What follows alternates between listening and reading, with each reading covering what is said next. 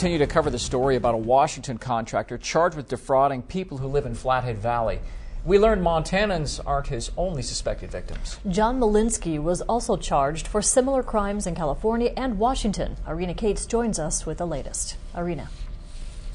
In Montana, federal prosecutors charged John Robert Malinsky with 8 felony counts of wire fraud. So far during the trial, multiple victims testified Malinsky lied about his real name, took their money, and either never started or never finished the roofing job.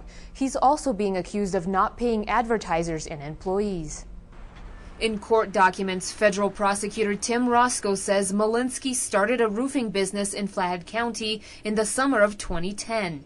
He bought ads to run in newspapers and on radio stations. He signed contracts for roofing jobs with multiple people and hired construction workers. He then expanded his business to Great Falls. In October of 2010, the Montana Department of Labor and Industry started to investigate Malinsky for not paying workers' compensation to his employees.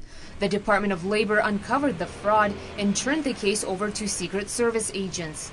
During the ongoing trial, multiple victims testified Malinsky took their money and either didn't show up or didn't finish the roofing job. The victims said they tried to call Malinsky multiple times. He never returned their calls and never refunded their money. The defense argued Malinsky couldn't start the jobs because of bad weather. They also argued some of these people left on vacations and wouldn't let Malinsky start until they came back. One victim said he drove to the address Malinsky gave for his construction business in Whitefish, but the place didn't exist. Several advertisers testified they lost money because Malinsky never paid for the ads. They turned his accounts over to collections. The defense argued Malinsky's accounts are not the only ones to be turned over to collections by those advertisers. Malinsky's employees testified the defendant owes them money.